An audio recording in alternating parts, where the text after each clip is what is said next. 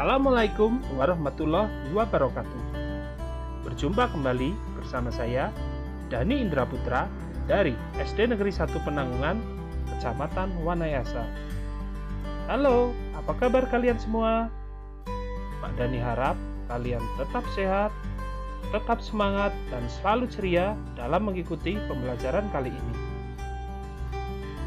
Dalam video ini, kita nanti akan belajar materi Mulok Dawet Ayu Banjarnegara kelas 6 semester 1. Untuk materi yang akan kita pelajari adalah membuat kreasi Dawet Ayu Banjarnegara Capur Tape Ketan Hitam. Sebelum pembelajaran mulai, Pak Dani akan membacakan kompetensi dasar dan tujuan pembelajaran yang akan dicapai. Untuk kompetensi dasar, yakni mengetahui prosedur pembuatan kreasi Dawet Ayu. Sedangkan untuk tujuan pembelajarannya adalah nanti setelah pembelajaran ini selesai, kalian dapat menyebutkan jenis makanan yang dapat dikreasi dengan Dawet Ayu.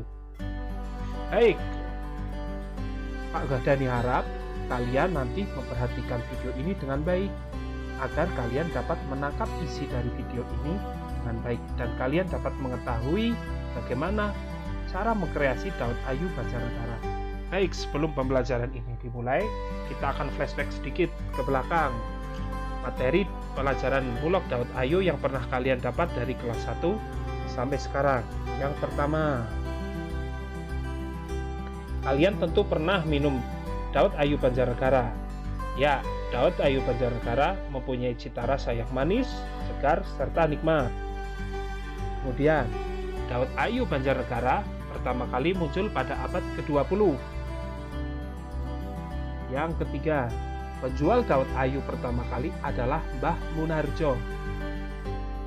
Terus, kalian apakah tahu kenapa Dawet Banjarnegara disebut Dawet Ayu? Ya, disebut Dawet Ayu karena istri dari Mbah Munarjo itu terkenal cantik, sehingga penyebutan Dawet di Banjarnegara sampai sekarang disebut dengan Dawet Ayu. Selanjutnya, lokasi kedai Dawet Ayu Mbah Munarjo terletak di Jalan MT Haryono, Grandegan, Banjarnegara. Tepatnya dekat di Taman Kota Banjarnegara yang dulu merupakan bekas terminal lama. Letak kedainya itu berada di sebelah timurnya. Ini adalah foto dari kedai Dawet Ayu Mbah Munarjo. Dan itu ada Bu Hajah Munarjo, dulu istrinya Mbah Munarjo, juga ada fotonya. Baik, kita akan belajar tentang komponen Dawet Ayu. Komponen Dawet Ayu itu terdiri dari 3 macam.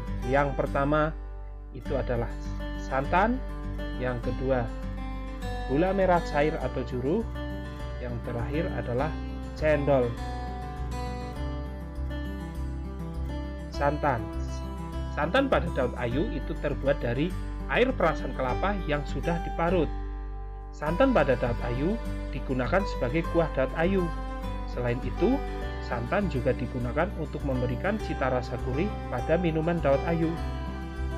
Kemudian, gula merah cair atau juru. Bahan utama dalam membuat juru adalah gula aren. Gula aren terbuat dari air nira pohon aren. Cara membuat juru yaitu dengan merebus gula dalam air, kemudian dimasak sampai mendidih. Untuk menambah aroma pada juru, biasa ditambahkan daun pandan, buah durian, atau buah nangka agar aroma Dawet Ayu semakin nikmat. Kemudian cendol. Kalian tentu tahu lagu Cendol Dawet Seger yang 500-an. Tapi apakah kalian tahu bahan pembuatan cendol? Cendol Dawet Ayu terbuat dari tepung beras dan tepung sagu aren. Kalau orang Banjarnegara biasanya menyebutnya pati gelang. Kemudian warna hijau pada cendol dihasilkan dari air daun suji dan daun pandan. Daun pandan pada cendol juga berfungsi untuk memberikan aroma harum pada cendol. Selain itu, penggunaan garam pada cendol juga menambah rasa gurih pada cendol.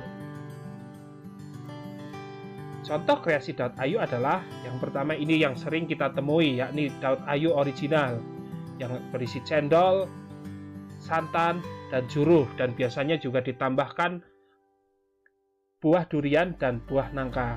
Kemudian ini ada dawet ayu campur bubur sumsum. Kemudian adalah dawet ayu campur biji salak. Biji salak ini bukan biji dari buah salak, tetapi semacam kue yang terbuat dari tepung tapioka yang kemudian dibentuk bulat, direbus, kemudian dicampurkan pada dawet ayu. Yang terakhir ini yang nanti kita akan pelajari lebih lanjut adalah dawet ayu campur tape ketan hitam. Ya, untuk pembelajaran kali ini kita akan fokus pada membuat kreasi dawet ayu Banjarnegara campur ketan hitam. Baik. Yang pertama adalah bahan pembuatan dawet ayu campur ketan hitam. Bahan yang dibutuhkan adalah setengah kilogram beras ketan hitam, kemudian daun pisang, 2 gelas air bersih, 2 butir ragi, terus gula pasir secukupnya. Kemudian cara membuatnya. Yang pertama, beras ketan hitam dicuci hingga bersih dan kemudian direndam semalaman. Kemudian tiriskan dan kukus sampai menjadi setengah matang. Kemudian tuangkan 2 gelas air panas ke dalam kukusan sampai beras ketan tersiram air. Kemudian lanjutkan mengukus beras ketan sampai matang. Selanjutnya, setelah matang, taruh lapisan pertama beras ketan ke dalam nampan atau tampah. Taburi dengan ragi hingga merata. Kemudian, tutup dengan daun pisang. Tambahkan lagi di atas daun pisang tadi dengan lapisan beras ketan kedua. Taburi ragi dan tutup lagi dengan daun pisang. Ulangi proses tersebut hingga bahan tersebut habis. Kemudian, sebelum 3 hari 2 malam, tape ketan tidak boleh dibuka agar proses fermentasinya sempurna. Kemudian, setelah bau dari tape ketan menyengat, tape ketan baru boleh dibuka dan diambil. Yuk kita lanjut pada cara penyajiannya. Cara penyajiannya adalah masukkan cendol dan tape ketan hitam ke dalam gelas atau mangkok. Selanjutnya, tuangkan santan dan juruh secukupnya. Kemudian, beri es batu serut sesuai selera. Kalau kalian ingin yang dingin, tambahkan es batu serut agak banyak. Tapi jangan banyak-banyak, nanti kalian bisa batuk dan pilek. Kemudian, hias dawet ayu ketan hitam secantik mungkin agar bisa menggugah selera orang yang melihatnya. Kemudian terakhir, dawet ayu Banjarnegara campur ketan hitam siap dihidangkan. Selamat menikmati dawet ayu Banjarnegara campur tape ketan hitam. Kelihatan sangat nikmat dan segar. Baik, terima kasih atas perhatian anak-anak sekalian.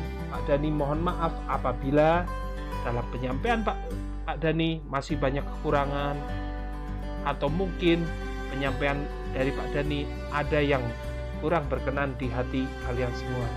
Pak Guru Dhani akhiri, wassalamualaikum warahmatullahi wabarakatuh.